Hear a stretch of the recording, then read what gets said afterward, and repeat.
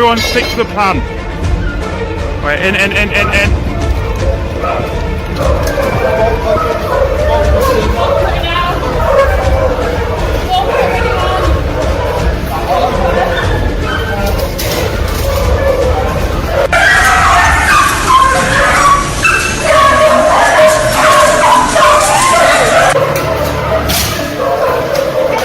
Evan, this one!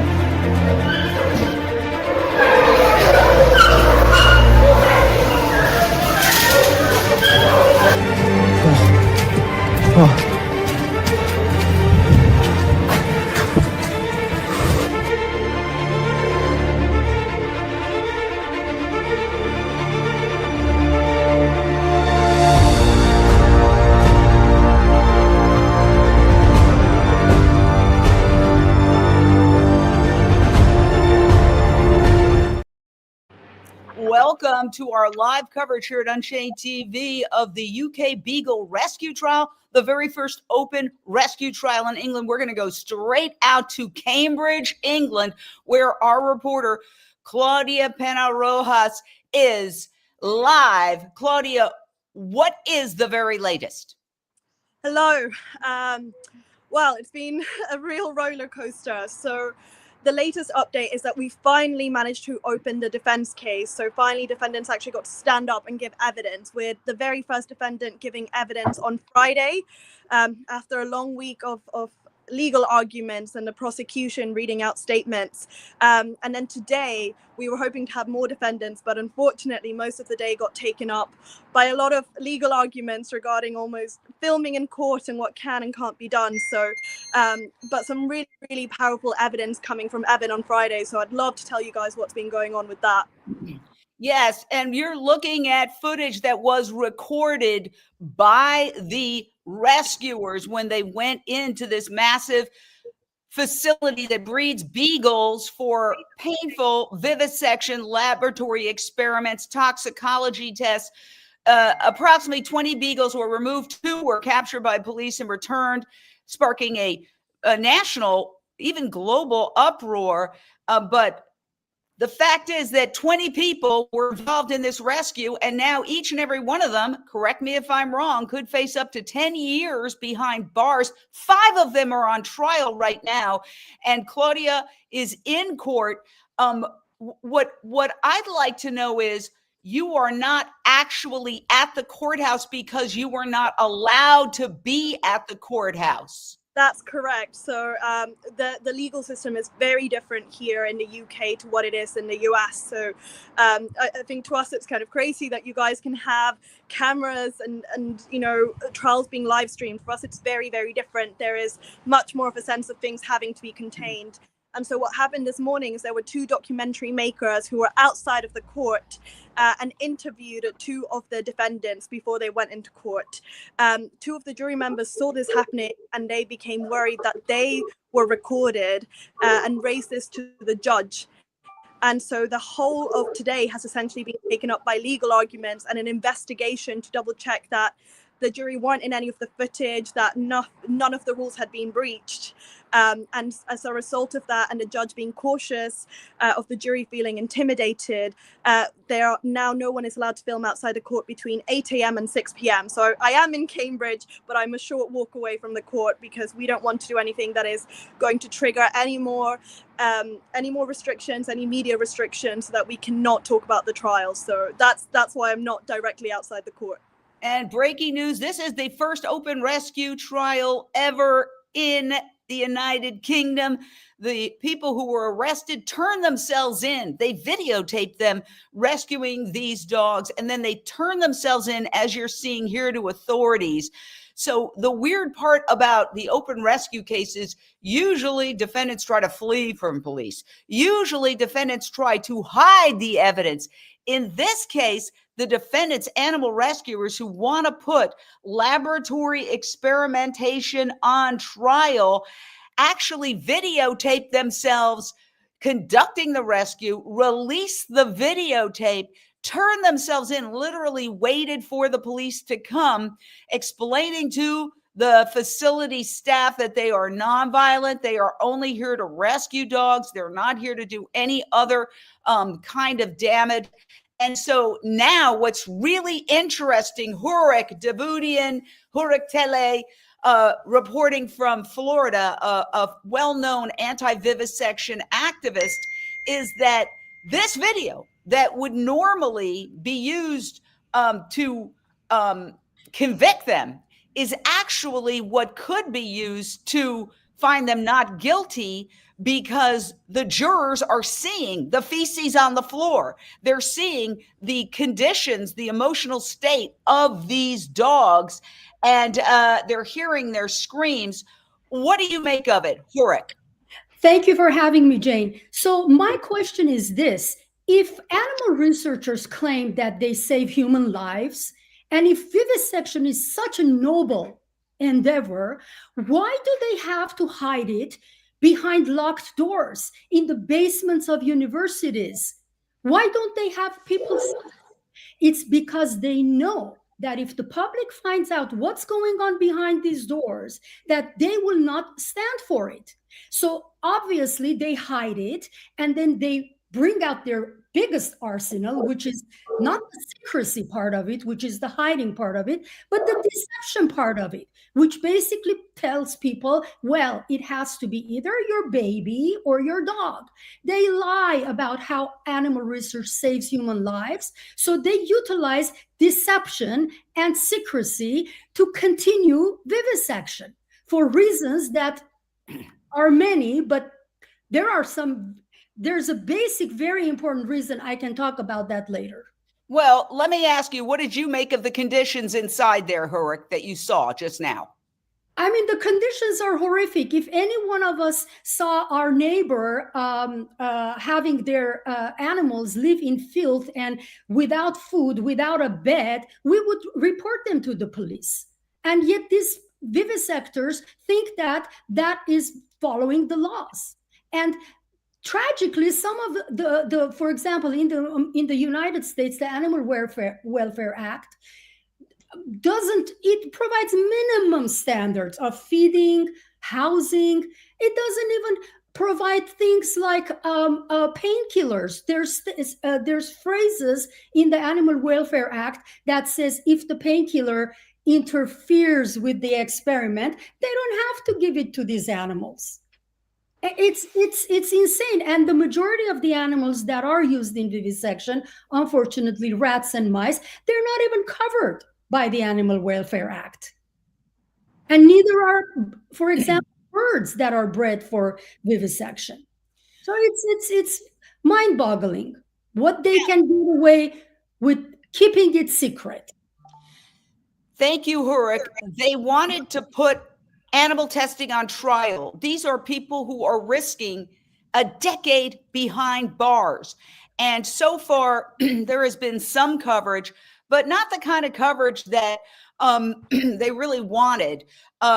Well, this one, My London, I heard their screams from the car park. Man claims alleged puppy burglary was to stop disgusting abuse. Cambridge Live, man claimed he rescued puppies as he's accused of break-in at Cambridgeshire breeders. So yes, there are some reports, but Claudia, it's not. Where's the BBC? Where's the Guardian? Where's the Telegraph?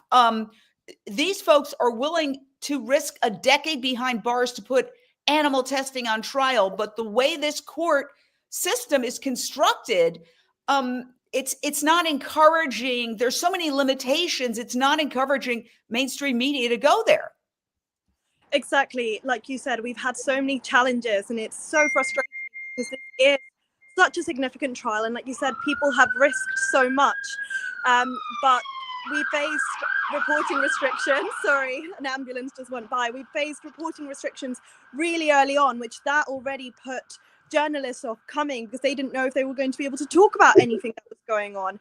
And now, as you know, this is part of one of a group of trials. So we've got 5 trials in total, And what we're facing is potentially not being able to talk about the verdict. So whether these guys get acquitted or found guilty, we might not be able to report on that until the final trial in March. And that in itself is a challenge in terms of gaining interest. So we're continuing to do our best. The guys are absolutely smashing it in trial, just putting everything on the line in terms of looking at why they did this, why they risked this to rescue these dogs from a life that would have been horrific. And we'll continue to try and tell this story as best as we can. Wow. Well, excellent work out there. I'm going to let you go out and come right back in because Claudia is live from London. And what we've noticed is the signal gets weaker the longer somebody's on. But if they just go out and they come back, now people are saying constantly praying for these dogs. Somebody said, my dogs are my babies. Yes. And here's my Beagle mix Wednesday, and she is a baby. And imagine subjecting this dog to painful toxicology experiments without anesthesia. By the way, I want to point out that we invite the company on anytime. They say they operate completely within the law, and are following all UK regulations. Call the people who rescued the animals extremists. But what they were wearing on their t-shirts when they did this was, what if this was your dog? And so I want to put that to our Action Hour host, Lindsay Baker. What if this was your dog? I know you have dogs. I mean, I can't even imagine. I look at my dog and he just hurt his leg and I'm just like so worried. Took him to 2 vets and he's fortunate and I'm fortunate that I can do that. But the idea that this grading system, we're in a war of ethics, this grading system of who gets compassion and what level of compassion are they entitled to, like the mice and the rats aren't entitled to as much, perhaps a pig or a dog, you know, and a dog is entitled to more. I mean, that whole system has to be thrown out. But the fact that they could persecute and prosecute individuals that are bringing attention to something horrific is not only insane, but it's not going to work. It's going to come out. What they're doing is going to be exposed. They, as Horik has said, you know, they're trying to do everything they can to keep it under wraps, but that's not going to work. So with ours today, especially what we have available with social media, it's a double-edged sword, but it's not going to work. That's my opinion. Nilofar Afghanian says it's time for taxpayers to not be forced to foot the bill for dog torture and junk science.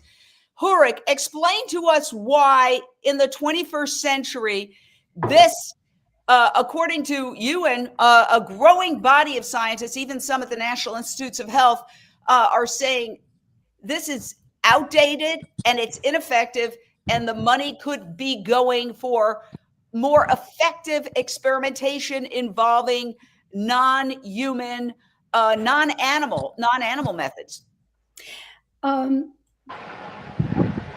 Jane, it goes without saying that vivisection is big money, right?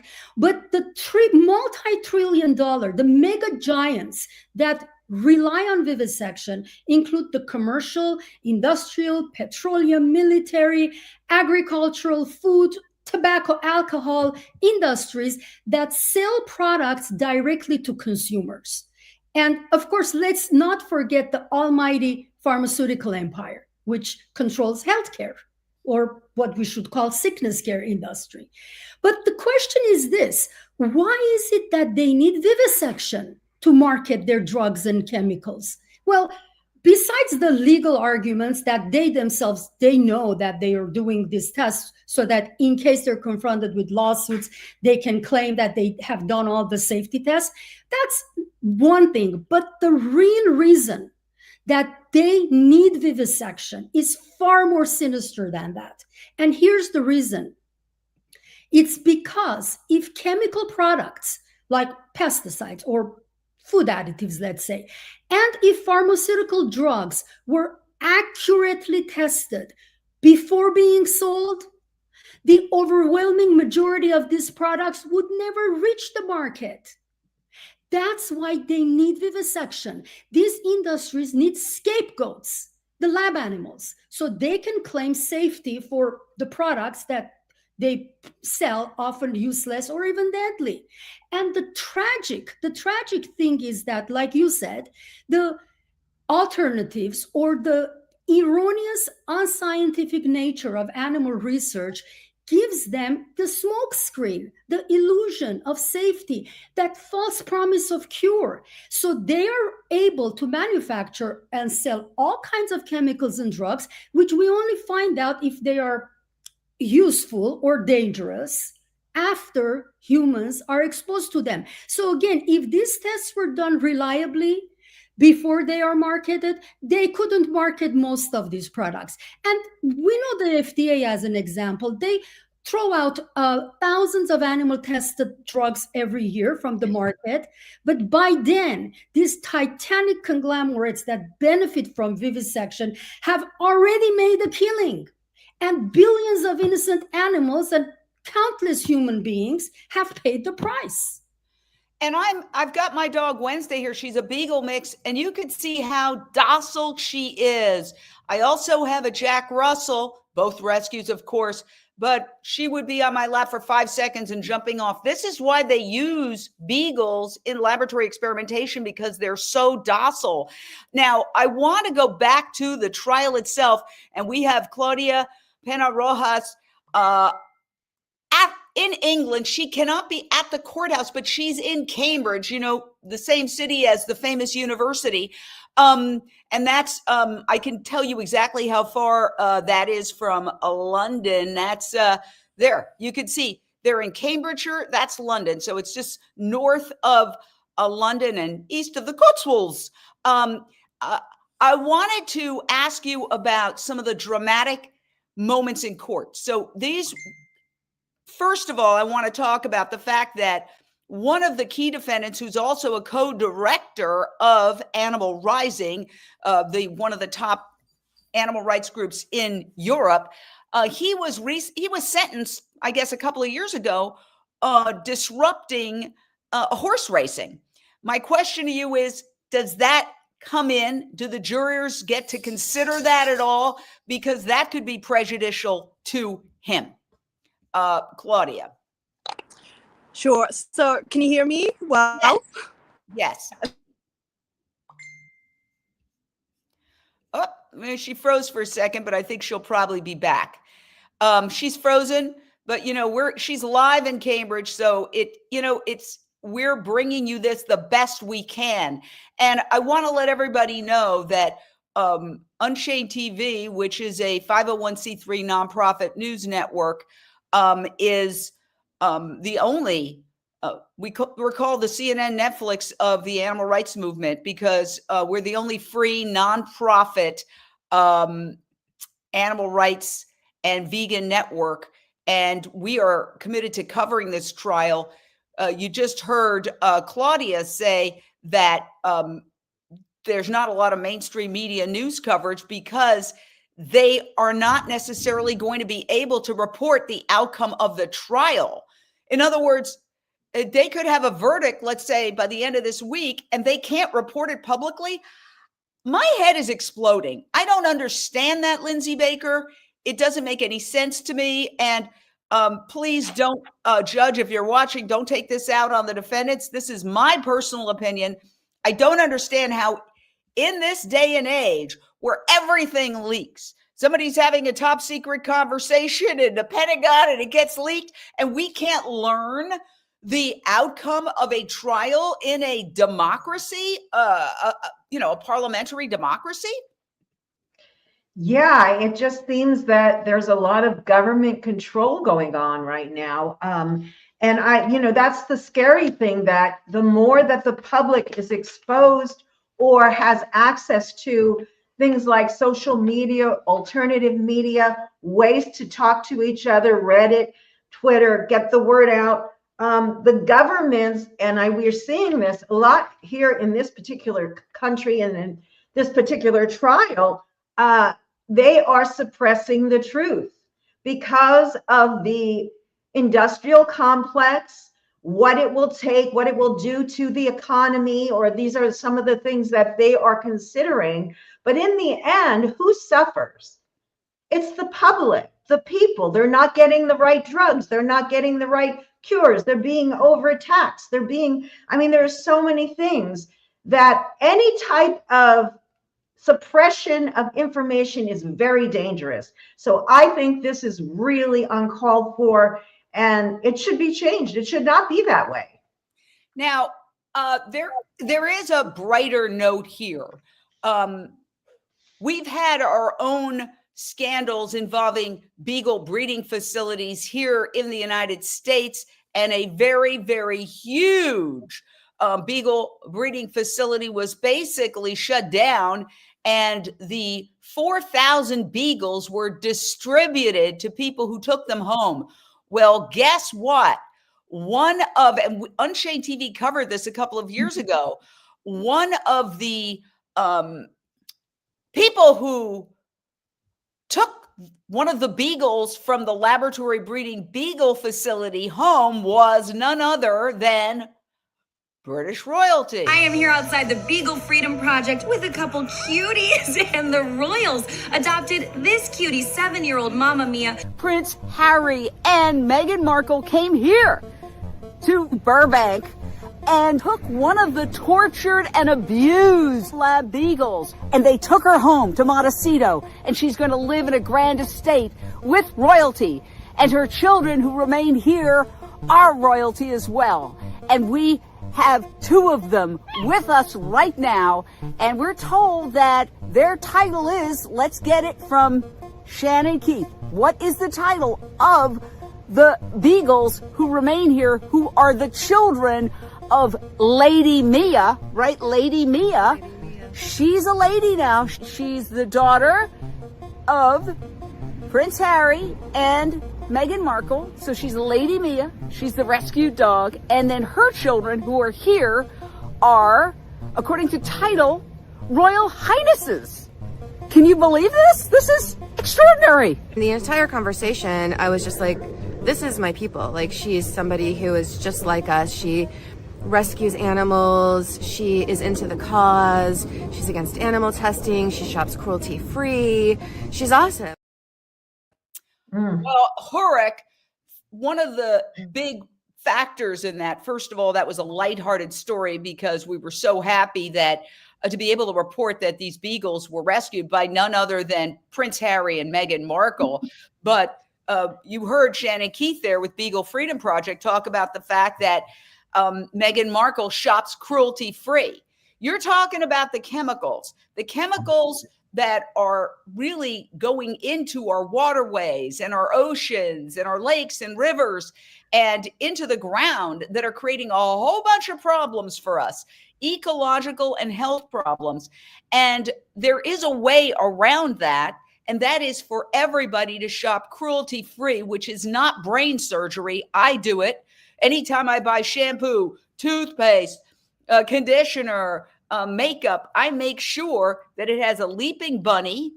And if not, I use my Cruelty Cutter app to go in there and see, is this a cruelty-free product? If everybody did that, what would that do in terms of reducing animal experimentation? Well, that goes without saying that there are so many pure, unharmful substances that we all can use, and we don't even have to experiment on people for that matter to see what happens. But the problem is that, again, there are, I think years ago, I looked, I tried to get some data as to how many chemical products are there anyway that are manufactured. And I found out from the Chemical Manufacturers Association and the databases of what's called MSDS, which is the chemical databases for safety, and the Toxic Substances Control Act, which regulates a lot of the chemicals that are distributed in the environment and for use. And there are millions of chemical formulations that are in the market.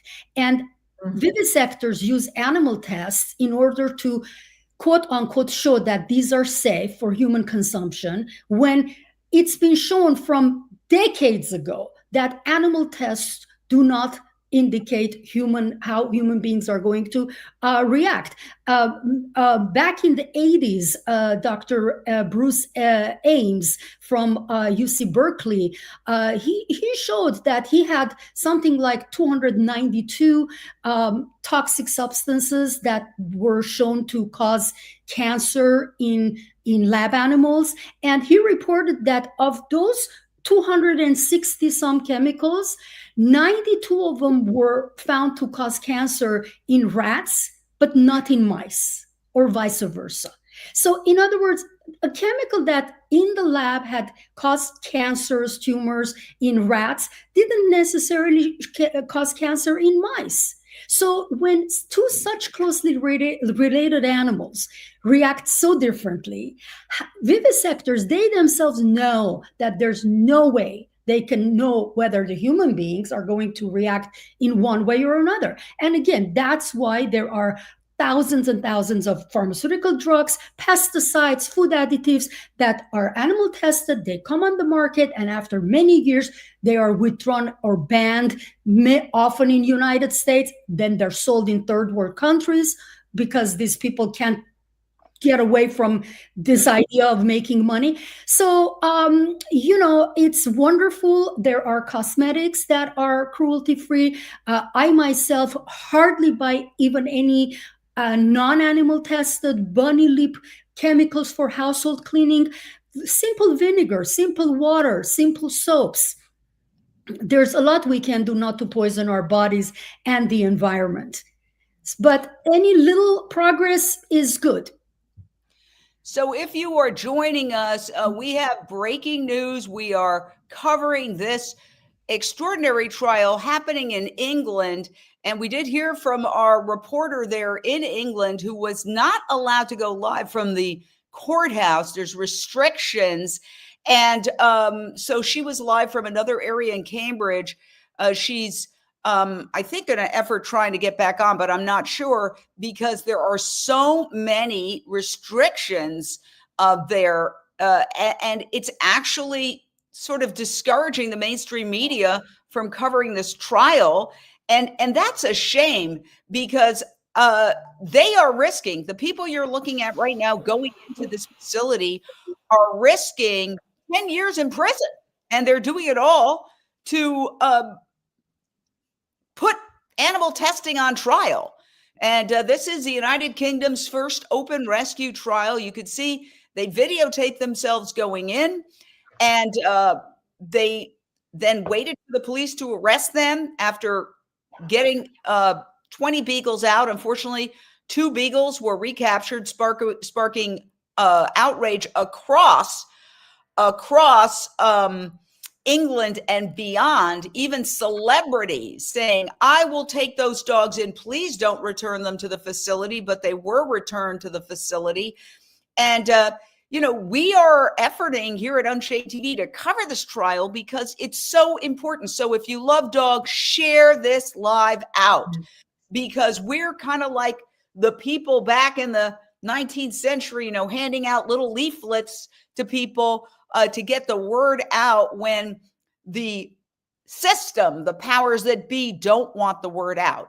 And so it's very important. The more people who share out, the more it pops up on Google, the more it's a real case. And so we feel like what we're doing is extremely important. And you watching, you are part of history.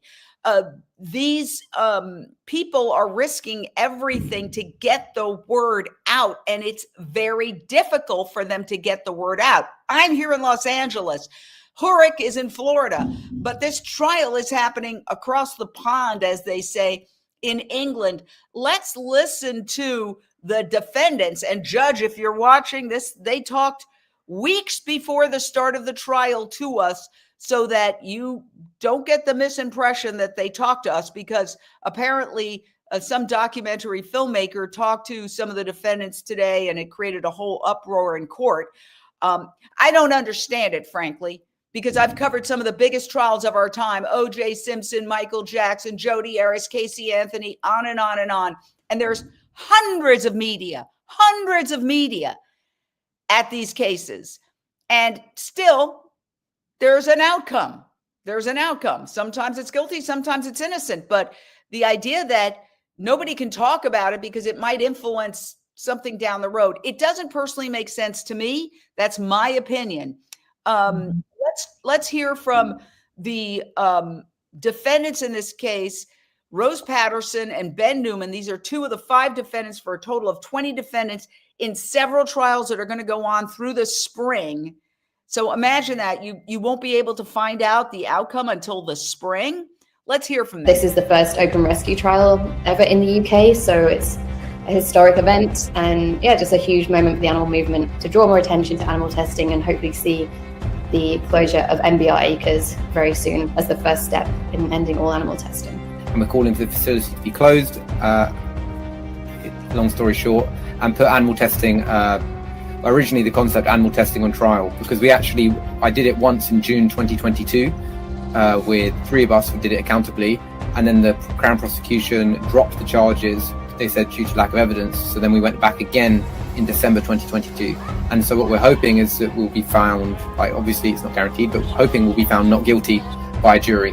And that will significantly, hopefully, undermine the animal testing industry in the UK. And so there's 20 of us going on trial over a period of about 3 or 4 months. So yeah, Ben's in the first trial that starts on the 1st of December. And we've been split into groups of 4 or 5, and mine's the 4th trial. So my trial is in February. I'm not too worried about it at the moment, to be honest. I'm quite hopeful. It seems so common sense. Yeah, in 2022, there was the opportunity to go into MBR acres and do this. And yeah, of course, to save those individuals that we did, those 23 puppies. I think that in and of itself is a really, really good thing. But also we did this openly and accountably, and we wanted it to go to trial to raise awareness about what's happening to beagles in animal testing labs still in the UK. It's just completely barbaric that this is still happening when there are alternatives. The government's actually trying to phase out animal testing now. But yeah, I just cannot stand the thought of animals being tested on in this day and age. And so yeah, I felt I'm totally happy to put my freedom at risk for saving some lives. That is extraordinary to me. And by the way, they're efforting to rejoin from England. So stick with us, share out. I'll just tell a personal story. Last night, I was very tired. I've been working on some other, this is a giant network. People think we have hundreds of staff. It's me and 2 people. And I was getting tired, and I was like, no, I got to do this. If these people can face 10 years behind bars for getting this word out, the least I can do is get these videos up, schedule this, write the intro, put the thumbnails together, do everything that's required to make this happen. And so, I just want to talk a little bit about, and Claudia's rejoining. Perfect. I want to talk a little bit about the sacrifice, Lindsay Baker, that these individuals have made to be here. Thank you for joining us, Claudia. We'll get to you in a second. The sacrifice. No rush. Yeah. Lindsay, what are your thoughts as somebody who is, the host of a TV show here on Unchained TV and does a lot yourself, but this sacrifice is beyond the pale. Yeah, I mean, putting your life on the line when the last speaker was just talking about it. And even the one before that, the gentleman, I can't remember his name, I'm sorry. Ed Newman, right. He's amazing. He's confident. I wish I had the same confidence that he has that they will. He says it's just common sense. But really, common sense has nothing to do with what's going on, does it? It's all about deception. It's all about repression of information at the detriment and putting the public at risk, as well as not even mentioning the lack of humanity and lack of ethics involved. And one thing I just wanted to say, kind of a little off subject, is that I do work with brands, and a lot are not marked. No animal testing, cruelty free. It should be required. as a law, because we need a bottoms up restructuring of our food and drugs for human consumption. And we need to recheck our ethics. We really do, as a nation and as a world, I guess. We sure do. We're going to go back out to England. Thank you for rejoining us. Claudia is doing an incredible job out there. Again, she's not at the court. Judge, if you're watching, don't worry. She's not at the court. She's in Cambridge, which is a large city home to Cambridge University.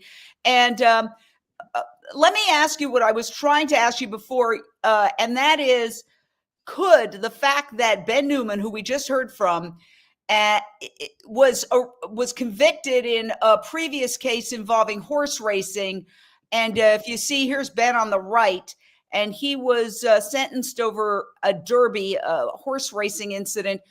Could the jurors find out about that? Could that impact their decision? Hi, sorry for the technical issues, but I'm back.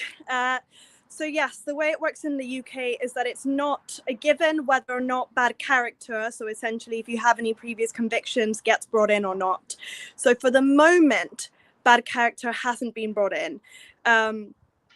There's always a chance that it could. So essentially you have to be very careful when you give evidence. You can't say anything essentially saying, oh, I'm a good, honest person. Anything along those lines, you risk bringing bad character applications in. So for the moment, it's not a given, but it can always be appealed by the prosecution to bring it in. And something like that is particularly important for a case like this, where essentially you're being judged on whether you are a good, honest person, whether your intentions were honest. So quite a lot riding on this in terms of whether bad character applications can be made. And I also want to ask this question about this. So what evidence was presented to the jurors? This is a news article. Body-worn camera footage dominated the proceedings, depicting activists handling puppies affectionately during extraction. Internal security videos showed distressed dogs pressing against cages as climbers accessed them. These visuals, played this week at Cambridge Crown Court, formed the core prosecution exhibit. So I'm a little confused, because you would think that those images, and we can play similar ones of these dogs, and if when you hear it, it's like deafening, them barking and screaming. I would think that would be what you'd want the defense to play to explain why they did this, and yet the prosecution is playing that. Do you have any thoughts on that, Claudia? Well, it's like you said, this isn't your typical case. This isn't a situation where people are denying that they did what they did. They're being very open and accountable and honest about it. And in fact, like you said, defendants want this to be shown because they want people to see the reality of what these dogs are living through and what happens in this industry. And given the complications of defense being able to get the evidence that they would like in there, I think if anything, it felt like a bit of a blessing that the prosecution themselves were bringing this in. And essentially they have to bring it in because it's showing what happened. So it's an interesting one. Again, I think it just highlights how different this case is from your typical case. And I guess the hope is that jurors, having seen the reality of what these dogs are going through, will be able to sympathize with the reasoning and motivations that these rescuers had when they rescued these puppies.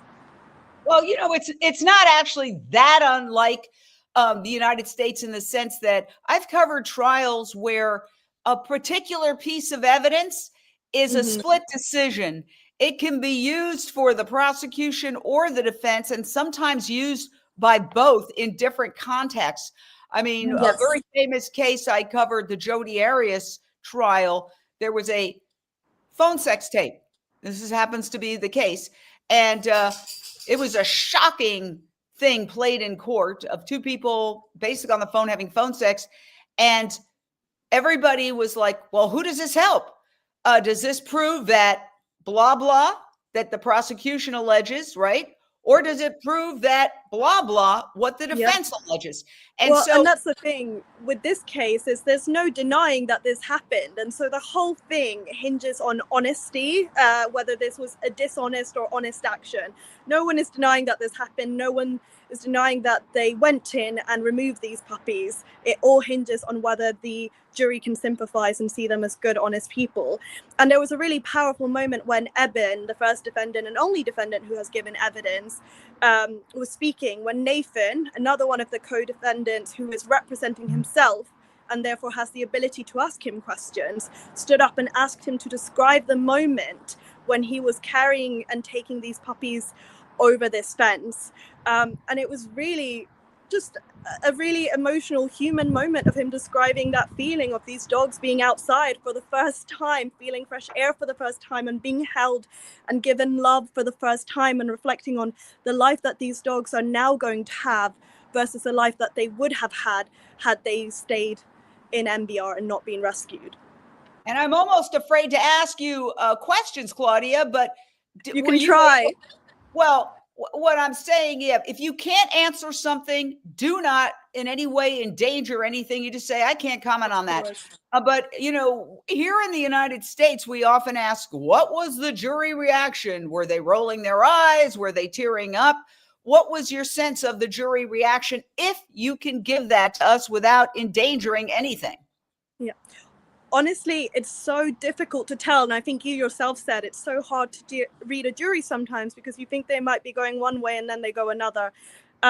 It was difficult to gauge the reaction when Eben was giving evidence. I think when I have seen them particularly moved was actually during the prosecution's case, when that footage that you referred to was being played, and like that headline says, just hearing the puppies crying from inside the building and seeing the condition, you know, just so many dogs crammed into a cage covered in feces, just no way that any animal should ever live. And I think for so many jury members, it would have been their first time exposed to anything like that, and that is when they seemed most emotionally connected and moved to me.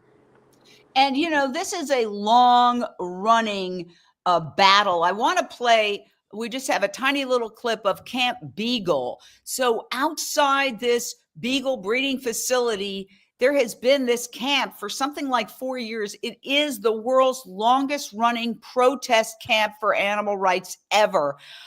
This just shows you the depths of the feelings. And what do you know about this camp? How does it connect to the case, and also the celebrities who are standing up for the defendants and for the right to rescue? So Camp Beagle, I think, like you said, just are doing incredible work in terms of just this sheer dedication. People are outside of MBR every single day raising awareness of what's happening. So many people in the UK have no idea, even people who live in the area, that there is this center here in the UK breeding puppies for testing and carrying out tests right there. So in terms of just the dedication and pressure that they have applied, they really are doing an incredible job. And I think the thing that is to be highlighted here is, you know, there's MBR, there's Animal Rising, there's so many groups here who are coming together to try and put pressure on this horrific institution to try and change things, and also highlighting the importance of this rescue. One of the big things that the prosecution were focused on with Eben giving evidence is him highlighting that he had known about MBR for 6 months before carrying out the rescue. And they kind of tried to paint it as how reckless that you have only known about this place for 6 months and then you just decide to break in and take these puppies. You haven't tried anything else. And Eben spoke so well about the fact that people for decades having putting pressure on the animal testing industry and on MBR. And he said, if there is a house on fire and there's a child inside and someone else has already phoned the fire brigade, I'm not going to wait and phone the fire brigade again. I'm going to go in and rescue that child. And that's exactly what they did in this situation, is they didn't wait and try and repeat the same things that people have been trying. They went in and rescued these dogs because that was the only way that they could make sure that these dogs would live a happy and healthy life. And, you know, people are saying comments, and I'm trying to find them. They're saying, wow, all this sacrifice and the coverage isn't there because of the court restrictions. Here it is. Linda Clary, if just one top newspaper TV news channel in the UK reported fully on this case, this facility would be shut down. By keeping this quiet under wraps, they're continuing to make billions. My question to you is, what about, see, I know we live in a celebrity culture. One big celebrity showing up at court, that would do it. So I know Ricky Gervais and a lot of these other celebrities have come out in support. Is there any possibility that one of them could show up in court for this first open rescue trial in England? That would definitely bring the news media. We live in a celebrity culture. I mean, you could even have TMZ there. I mean, I fully agree. I would love to see these people with so much influence being able to use that for good. And I know that we have reached out in the past, and hopefully we can get some more of that support. I certainly would love to see it. And like you said, we live in a celebrity culture where these people have so much social capital. So we'll continue asking and trying. Yes. I mean, I think that would do it. It depends on how big the celebrity. You're nodding your head, Lindsay. Yeah, I mean, that's all it would take, even if Meghan and Harry were to speak up. I mean, look what that would do. People watch every move they make. It certainly seems like it would be the most logical because they've already kind of part of the family. When you adopt an animal from a certain animal sanctuary or rescue, you become part of that family. So I would think that they might want to do that. I think it would be a good thing, and it would be good for the public. It's all about, you know, saving the consumer and showing that we have humanity, because that's one of the biggest things lacking right now that we need. Well, while you were trying to rejoin, Claudia, we played a clip of a story I carried, a very lighthearted story. In Vigo, a laboratory breeding facility here in the United States was subject of scandal, and they had to give away all of their beagles. It was a huge victory for the animal rights movement. And Meghan Markle and Prince Harry took one of the beagles. I was there minutes after that went down. I'm going to play that again and get your reaction because, again, it's complicated. You'd think, great, Meghan and Harry. However, I don't know what the public mood is about Meghan and Harry, who live here in Montecito. Right. Let's play it. I am here outside the Beagle Freedom Project with a couple cuties, and the royals adopted this cutie, 7-year-old Mamma Mia. Prince Harry and Meghan Markle came here to Burbank and took one of the tortured and abused lab beagles, and they took her home to Montecito, and she's going to live in a grand estate with royalty, and her children who remain here are royalty as well. And we have 2 of them with us right now, and we're told that their title is, let's get it from Shannon Keith. What is the title of the beagles who remain here, who are the children of Lady Mia, right? Lady Mia. She's a lady now. She's the daughter of Prince Harry and Meghan Markle. So she's Lady Mia. She's the rescued dog. And then her children who are here are, according to title, Royal Highnesses. Can you believe this? This is extraordinary. The entire conversation, I was just like, this is my people. Like, she's somebody who is just like us. She rescues animals. She is into the cause. She's against animal testing. She shops cruelty free. She's awesome. So we were having fun with that. That was shot a couple of years ago. But how would that play with the public? Because I know there's controversy surrounding Prince Harry and Meghan Markle. Yeah, there is controversy. But I think this is one of those things where surely, even if you aren't, a certain celebrity's biggest fan, I think how could you possibly condone this? How could you look badly upon someone using their platform to save an animal from a horrific situation and put a spotlight on really what's happening in this industry? And I think that's the thing about this action is when you speak to, just a general member of the public, they don't need to be hardcore vegan animal rights activists. They sympathize. Yeah. We were traveling back to London from court on Friday, and we ended up this random man who was asking us why we were in Cambridge. We explained we were in court. He was kind of guessing what we were in, what defendants were in court for, and then they ended up explaining the situation, saying, "Okay, we're charged for burglary for taking these dogs out of this facility." And his reaction was, "Oh, so you're in court for rescuing dogs?" And I think that's exactly it. Is everyone who understands what happened sympathizes and can see how this was absolutely the right thing to do. And so I think any person who has a platform and has social capital and influence, who cares about animals, should be utilizing that to raise awareness of this and help those animals live the best life possible. So I think whether or not people are Harry or Meghan fans, how could your heart not melt sort of seeing them, you know, getting involved and giving these animals the life that they deserve? So just tell us what is expected to happen. Again, it's a very complicated situation. It is. 20 people were involved in this rescue, because people are asking, why are they going on trial separately? There's too many people to put at the defense table. Yeah, so they have 5 now. 5 now they're putting on trial, then 5, and it goes on all the way through March. And what we're hearing, which I think is completely, in my opinion, this is just my personal opinion, crazy, is that supposedly the verdict in the first case should not be released, even though it could come out this week, until the final case, because that could influence the final case. I mean, we're in a social media society where top secrets get broadcast globally, and the court expects that nobody is going to find out what the verdict was. It's never going to get out. I just find it to be like almost like it's like medieval justice in a 21st century high-tech viral society. It doesn't make any sense to me. It doesn't compute. But this week. Sure.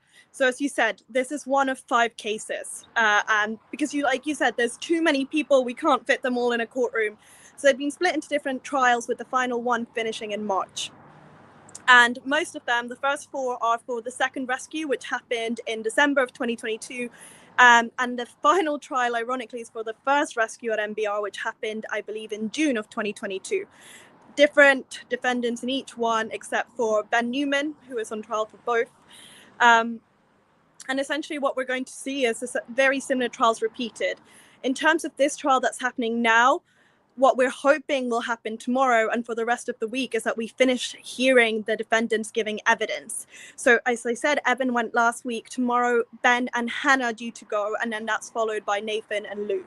So we're hoping that that will be done by the end of the week. And in theory, by the end of the week, we could have a verdict. But with all the legal arguments that have been had and all the delays, we could see this trial going into a 3rd week. And then, as you said, whether we're able to report on the verdict or not is still yet to be seen. But there have been strong arguments made by the prosecution, which the judge seems to be sympathizing with, which might mean that unfortunately we might not then be able to talk about the verdict until the end of March. Now, if let's say they're acquitted, could that then mean that the court system, the prosecution, wipes its hands of all the other prosecutions? In other words, let's say, and they're spending a lot of taxpayer money on this, let's say these initial defendants are acquitted, found not guilty. Is there speculation that then the courts would just decide, hey, and the prosecutor, it's not worth it. They just got found not guilty. We're not going to go through and be embarrassed to charge these other to prosecute these other people when it may end up. So everybody might walk. Is that a possibility? It is a possibility. I think it's very unlikely with one acquittal that would happen. So we saw this with grand national trials that we had, where people were charged for public nuisance for disrupting the biggest horse race here in the UK. And essentially the first trial got acquitted. They still refused to drop that. Then the second trial had a hung jury, which means that they couldn't reach a decision either way. Prosecution had to go and essentially have a meeting and decide whether they believed that it was still in the public interest and whether they had a chance at an acquittal, and they decided to go again. And it wasn't until we had then another acquittal in the third trial that they finally decided to drop those final cases. So I think we can expect something similar, which is if after 2 or 3 trials they are still failing to get a verdict, a guilty verdict from the jury, then I think we have a good chance of the remaining case being dropped. But I think they will have a couple of goes before they reach that conclusion.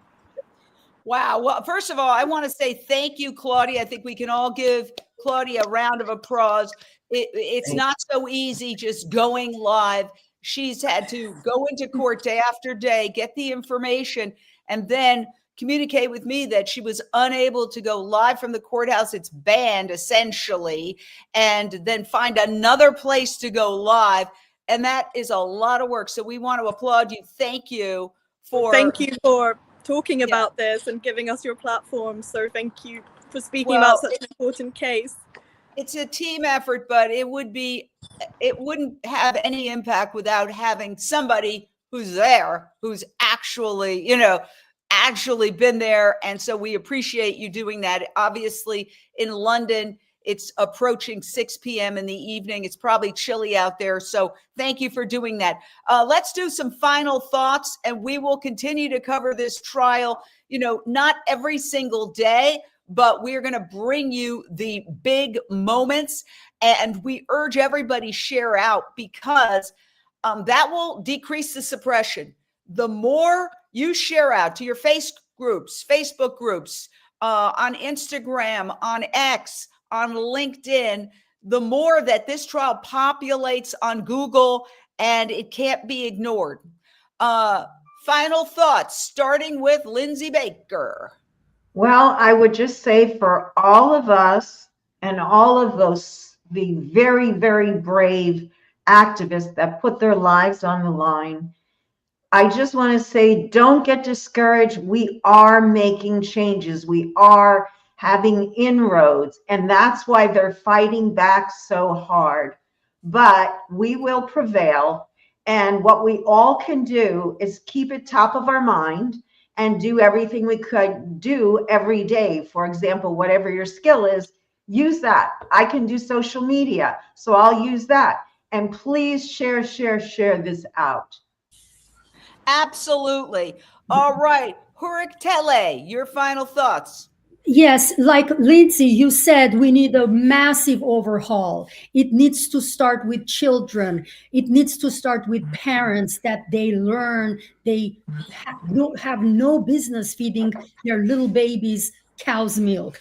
They have no reason to take their children to the zoos, to the circuses, because there needs to be an overhaul, that these animals are not commodities. They're not there for our entertainment, for our health.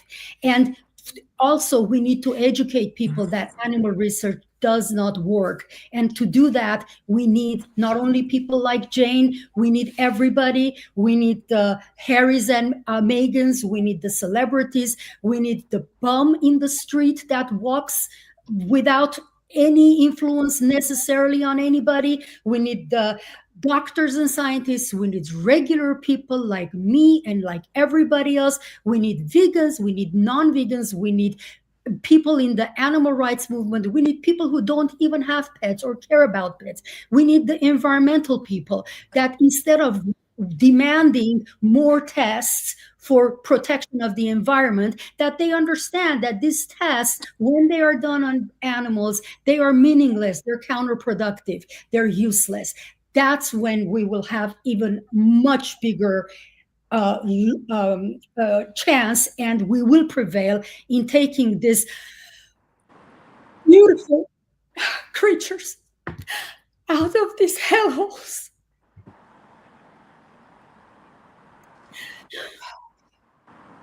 It is heartbreaking when I think, because the theme of this is, what if this was your dog? That is what they were wearing on their shirts when they went in. And so I think, what if that was my dog? What would I do? I have to ask you one more question. We've got 2 minutes.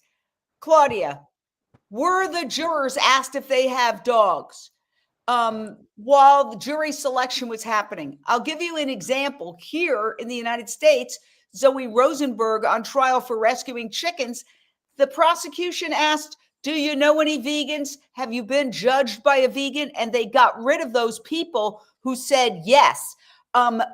Did they try to eliminate people who have dogs? Yeah, so without being able to go into too much detail, what I would say is that before the final questionnaire was answered, the prosecution did put forward some questions that definitely seem to be overreaching into people's personal lives and beliefs in a way that simply is not relevant or appropriate. You know, it doesn't necessarily indicate a conflict of interest. Just, do you have feelings? Do you care about animals, essentially? Luckily, the judge seemed fairly reasonable with that and pushed back on a lot of those questions. So we didn't end up with anything quite as extreme as that. And most of the jury selection process actually was focused on trying to find people who didn't have a link to animal testing, because we are in Cambridge, with Cambridge University being one of the biggest animal testing institutions in the UK. So actually the challenge was finding enough jury members that didn't have that conflict of interest was the biggest challenge we had for this trial. That is such an important point, because one thing I've learned covering these stories is that universities are very much in favor of vivisection because they get a cut.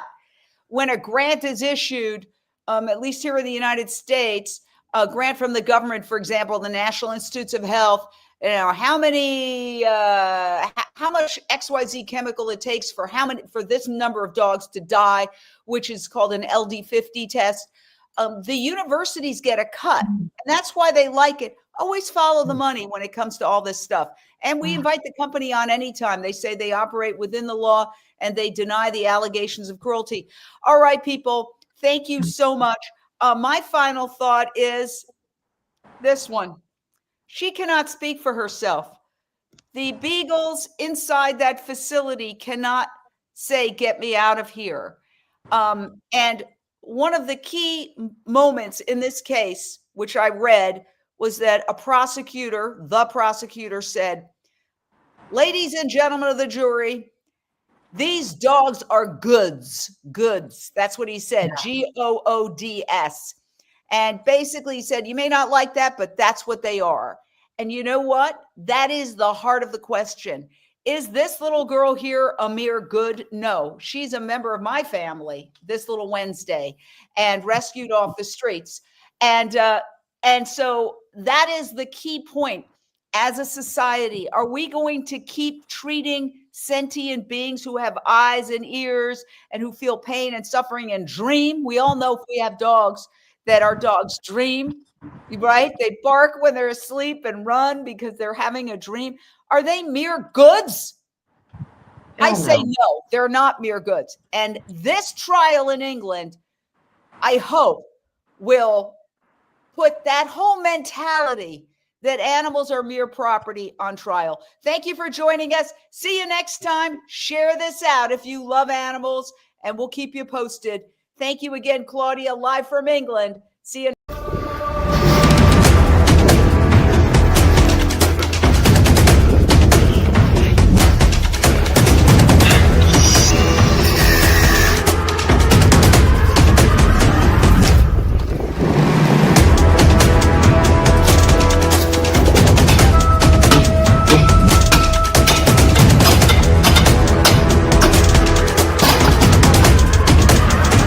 All right, everyone stick to the plan.